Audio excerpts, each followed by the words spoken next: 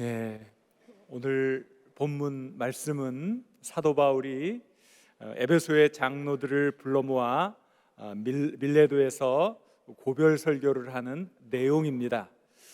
그러나 그 앞뒤 내용은 잘 몰라도 오늘 우리가 읽은 이 본문의 내용은 우리가 신앙생활을 하면서 자주 만났던 내용입니다. 바로 거기에 사명이라는 게 나오고, 이 사명을 통해 사도 바울이 얼마나 위대한 일을 하게 되었는지 알기에 우리는 이 본문을 너무나 많이 들어보았습니다. 오늘 저는 같은 얘기를 또 강조하고 싶습니다. 왜냐하면 우리를 거룩하게 만들고, 우리를 하나님 앞에서 복되게 만들고, 우리를 영원토록 행복하게 만드는 것은 바로 하나님이 주신 사명이요, 또 그 사명대로 살아가는 우리의 삶인 줄 저는 확신하고 있기 때문입니다. 여러분들도 그렇습니까? 그렇다면 오늘 우리가 열린 마음을 가지고 하나님, 저에게 말씀하여 주옵소서, 이 말씀이 다시금 내 삶에 큰 자양분이 되게 하여 주옵소서 결단할 수 있는 귀한 시간이 될 수 있기를 간절히 축원합니다. 세 가지를 여러분들이 꼭 기억해 주었으면 좋겠어요. 몇 가지요? 세 가지. 첫째는 무엇이냐면, 따라해 보십시오. 방향입니다. 무엇이라고요? 방향입니다. 방향. 왜 방향이 중요할까? 자, 우리 사도행전 20장 22절 23절 말씀을 같이 읽겠습니다. 보라, 이제 나는 성령에 매여 거기서 무슨 일을 당하는지 알지 못하노라. 오직 성령이 각성에서 내게 증언하여 결박과 환난이 나를 기다린다 하시나. 지금 사도 바울이 사람들에게 이야기를 하고 있습니다. 그런데 내가 성령에 매여 예루살렘으로 간다. 방향이 정해졌어요. 예루살렘으로 간다는 거예요. 거기서 무슨 일이 일어날지는 나는 잘 알지 못하지만 성령께서 알려주시는데, 거기에서 무엇이 나를 기다린다고요? 결박, 그리고 환난, 이게 기다린다는 거예요. 여러분, 우리 앞에 아픔이 있어요. 고통이 있어요. 위기가 막 다가오고 있어요. 그럼 우리는 어떻게 합니까? 본능적으로 피하잖아요. 안 피하면 어떻게 해요? 차가 달려오면 어떻게 해야 돼요? 피해야지요. 그건 우리 생존 본능이에요.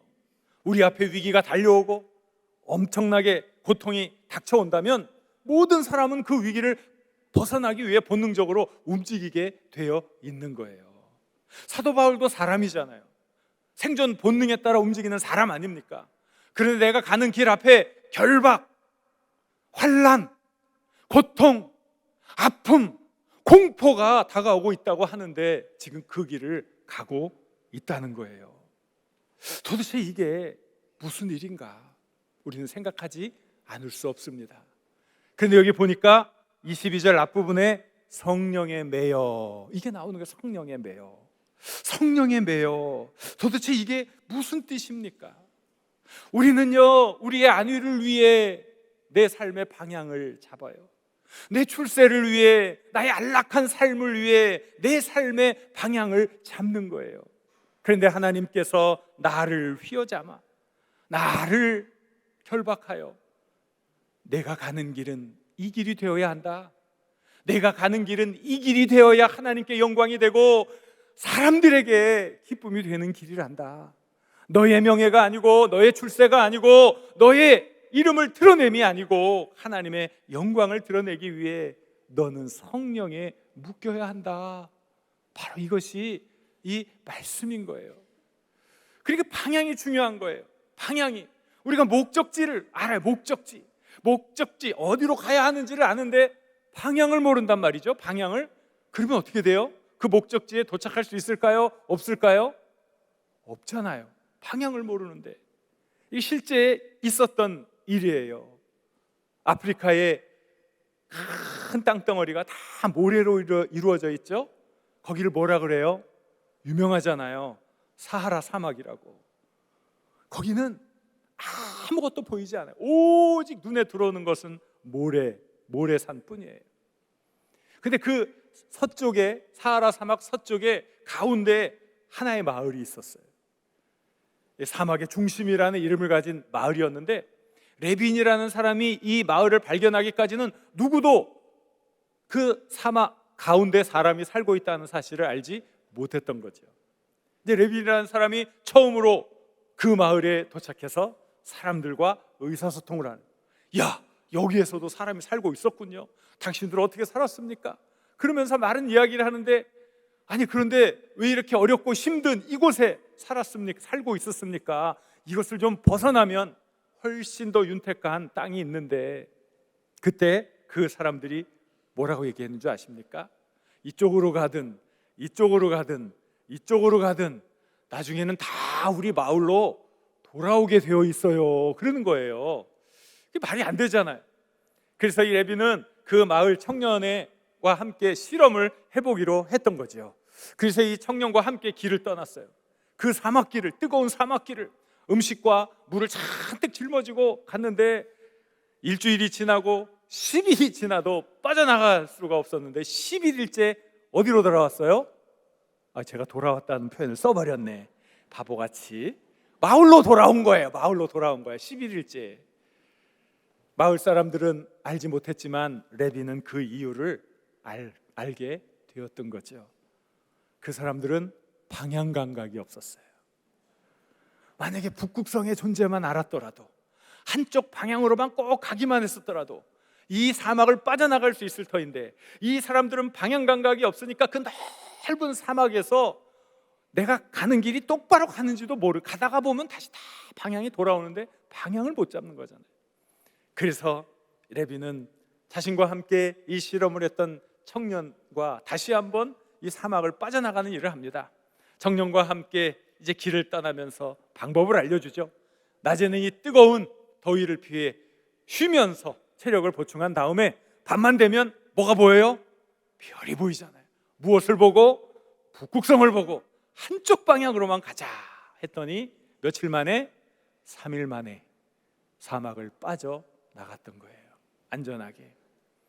그 이후에 이 청년은 방향을 알게 되었어요. 어떻게 방향을 잡아야 하는지를 알게 되어서 사막의 불모지 이것저것을 안전하게 탐험하고 사막을 개척하는데 큰 공로를 세우게 되었던 거죠. 그래서 이 사람의 업적을 기리기 위해 나중에 그 마을에 이 사람의 동상이 세워지게 되었는데, 그 동상 아래에 이런 명언이 새겨졌다는 거예요. 새로운 인생은 방향을 찾음으로 시작된다. 방향을 찾음으로 새로운 인생이 시작됩니다. 방향을 찾음으로 새로운 역사가 시작됩니다. 방향을 알므로 우리는 우리의 삶에 많은 변화를 일으킬 수 있는 것입니다. 그들이 분명한 목적이 있었어요. 이 답답하고 아무것도 없는 마을에서 벗어나서 풍요로운 곳으로 가고 싶었어요. 분명한 목적이 있었지만 방향을 잡을 수 없었기 때문에 그들은 그곳을 빠져나갈 수 없었던 거예요. 이 이야기가 남의 이야기 같지 않아요. 바로 우리의 인생살이 같아요. 우리도 그렇게 살아가고 있지는 않는지, 우리는 도대체 어디로 가고 있는지, 그 방향을 바르게 알고 있는지 묻지 않을 수 없습니다. 사랑하는 여러분, 여러분의 인생 방향은 어디를 향하고 있습니까? 단지 내 꿈과 소원을 이루기 위한 곳으로 가고 있습니까? 성령에 매여 하나님이 기뻐하시는 그 방향으로 나아가고 있습니까? 우리가 성령에 매인다는 것이 얼마나 중요한지를 이 시간 인식해야 해요. 성령에 매이지 않으면 우리는 우리의 생각, 우리의 소원, 우리의 의지가 우리의 삶의 방향을 결정해버리고 맙니다. 내 뜻대로, 내 편한 대로, 내 이름을 날리기 위해 그저 다른 사람의 아픔도 상관하지 않으면서 자신의 이익만을 추구하는 그릇된 방향으로 달려갈 수 있다는 거예요. 그러므로 방향이 중요합니다. 성령에 매여야 합니다. 하나님의 뜻을 따라가야 합니다. 우리의 목적도 중요하고 사명도 중요하지만 더 중요한 것은 어찌 보면 성령에 매인 삶입니다. 사랑하는 여러분, 여러분의 인생은 어느 방향을 향하여 나아가고 있습니까? 무엇을 향해 나아가고 있습니까? 성령에 매일 수 있기를 바랍니다. 내 소원을 다 내려놓고, 내 뜻도 다 내려놓고 내 명예도 다 내려놓고 오직 하나님의 영광만 바라보며 나아갈 수 있기를 바랍니다. 그것이 결국은 우리를 살려주고 우리를 높여주고 우리를 영화롭게 하는 길이 될 줄로 믿습니다. 여러분, 바른 방향으로 꼭 나갈 수 있기를 바랍니다.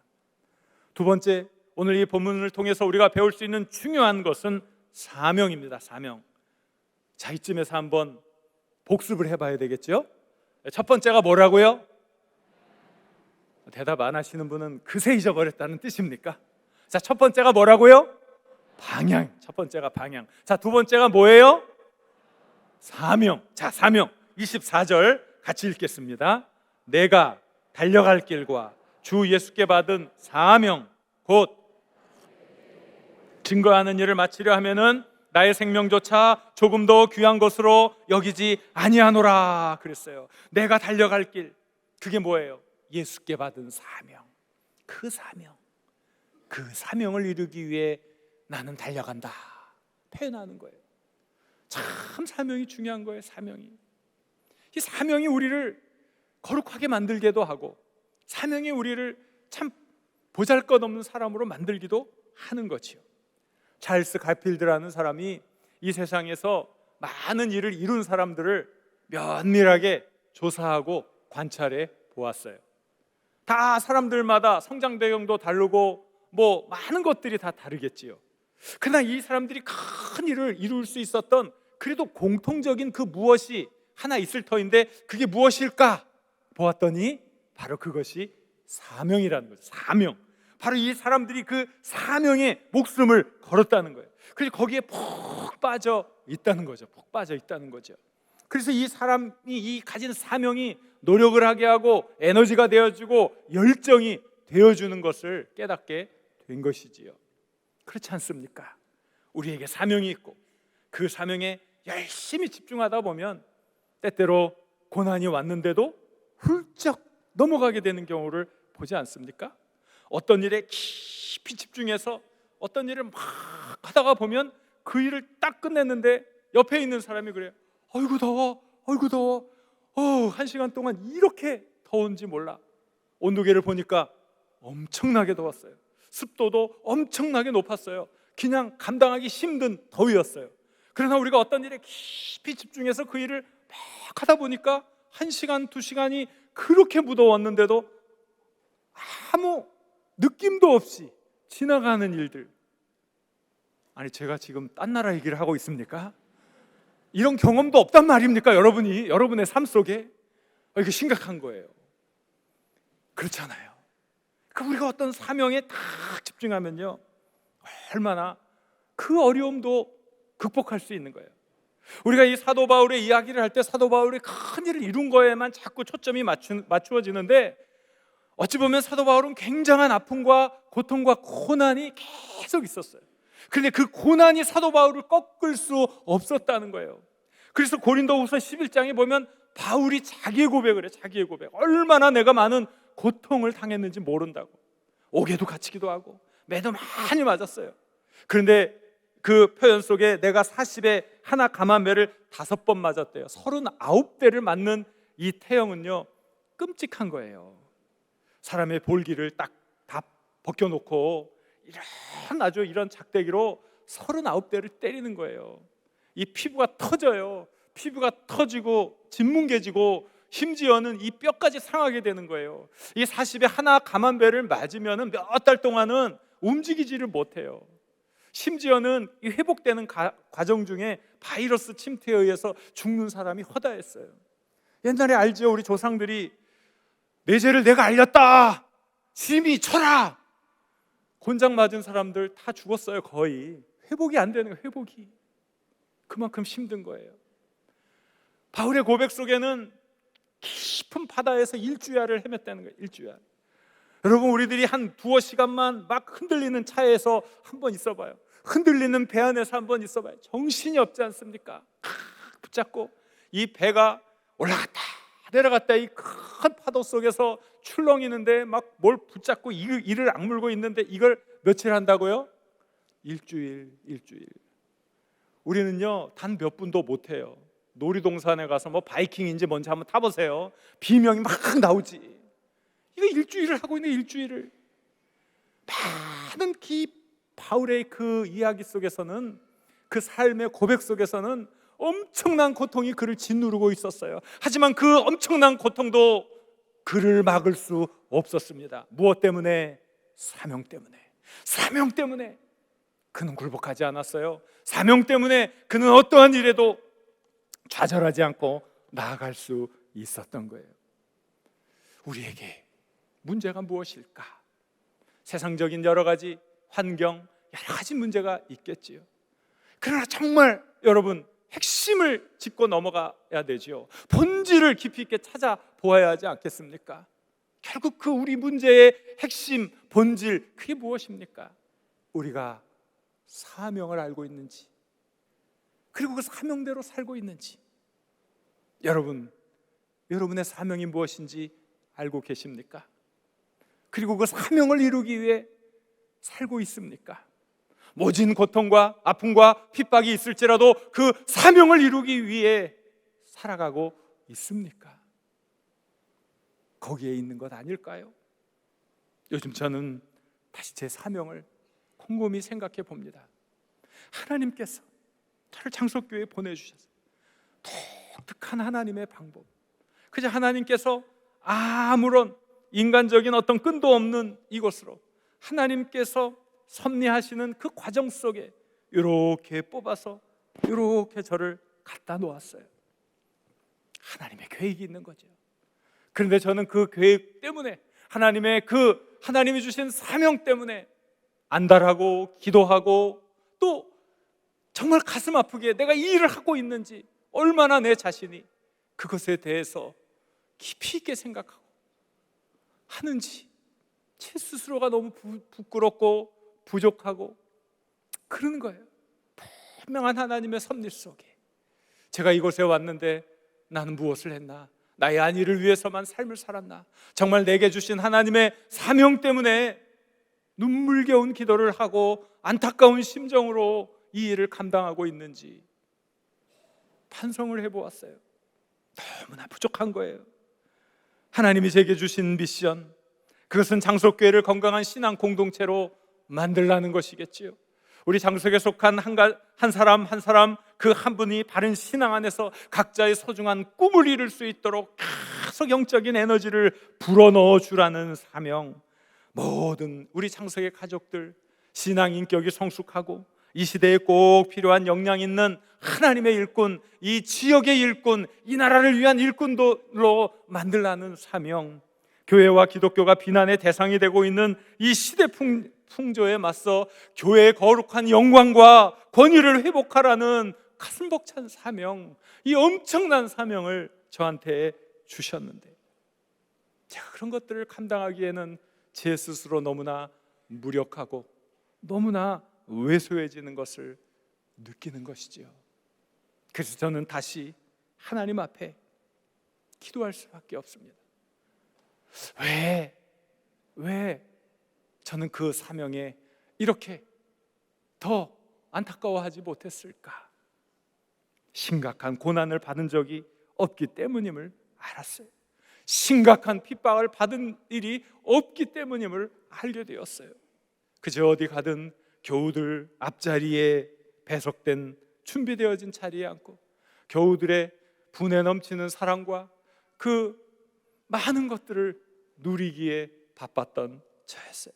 사명을 잃어버리고 정말 감당해야 할 귀한 일들 하지 못했던 저의 부족하고 연약한 그러한 것들이 너무나 많이 생각이 났던 거예요. 저는 다시 결단의 기도를 하나님께 드렸어요. 하나님, 이 용렬하고 미천한 죄인을 용서하여 주옵소서. 제 마음이 하나님이 주신 비전으로 가득 차게 하여 주옵소서. 그 일을 하지 않으면 잠시라도 견딜 수 없는 불붙는 것 같은 고통을 제게 주옵소서. 그리고 그 일을 할 때 그 일을 감당할 수 있는 지혜와 능력을 더하여 주옵소서. 이제 그것을 위해 죽을 수 있는 사명, 그것을 위해 죽을 수 있는 특권을 허락해 주십시오.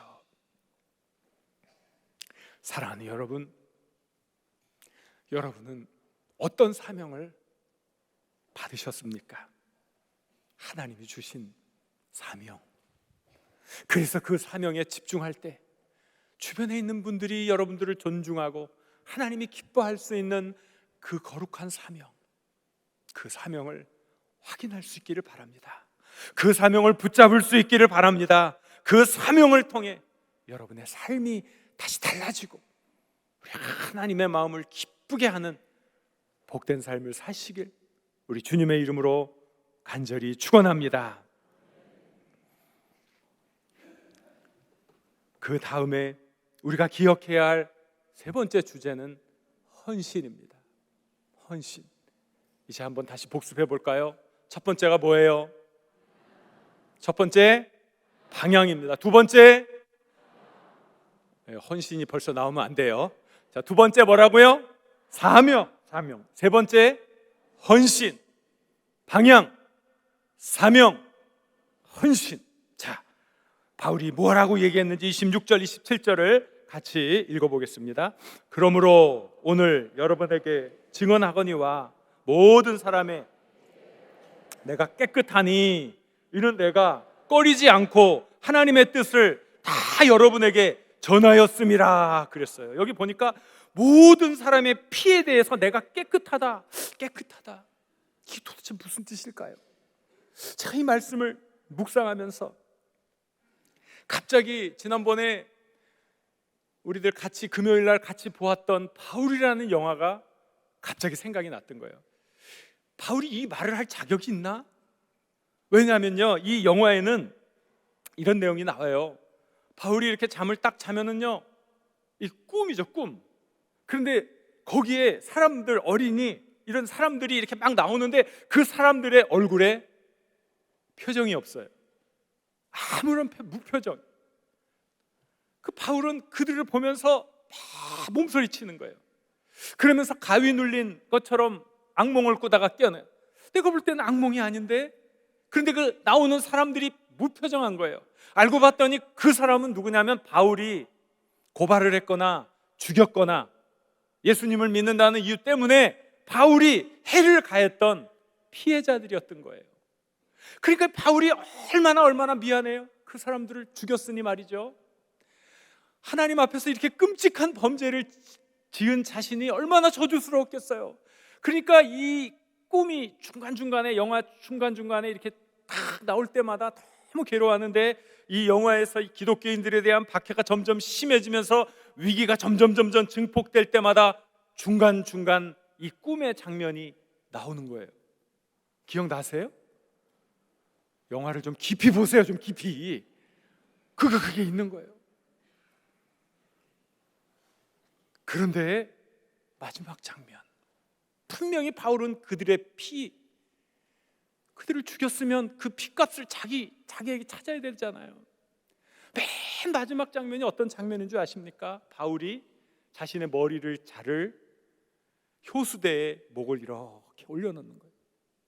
사형 집행인이 큰 칼을 들고 하늘을 휘둘러 바울의 목을 탁 내리치는 거예요.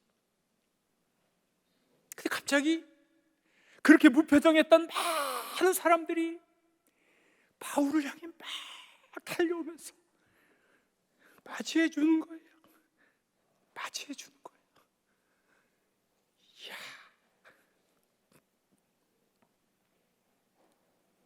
이야, 이게 순교의 영광이구나. 그리고 이게 정말 너무나 귀한,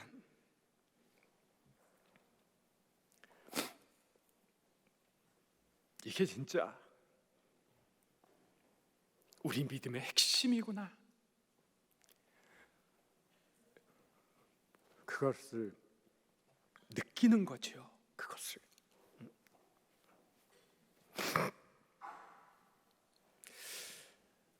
갑자기 제가 이 말씀을 묵상하면서 그 영화가 생각나면서 정말 바울이 모든 사람의 피에 대해서 내가 깨끗하니, 이런 주장을 할 수 있을까? 제 스스로가 용납이 안 되더라고요.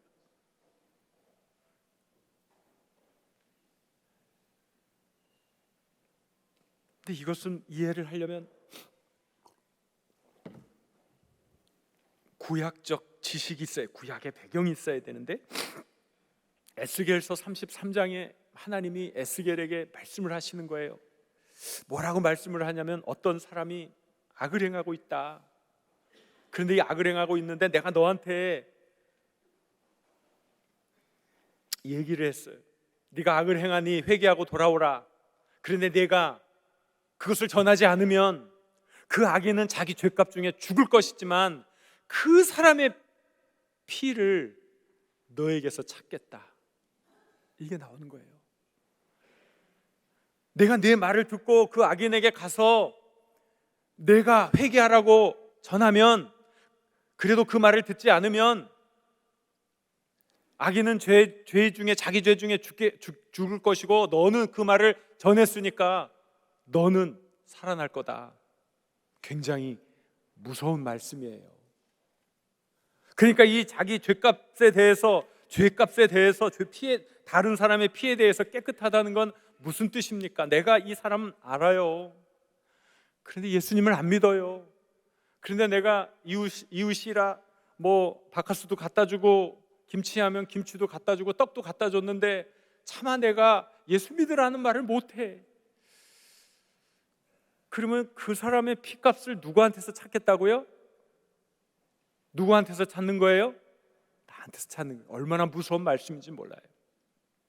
그러니까 이 사도 바울이 이 말을 한 것은 자기는 힘쓰면서 많은 사람들에게 복음을 전했기 때문에 모든 사람의 피에 대해서 이제는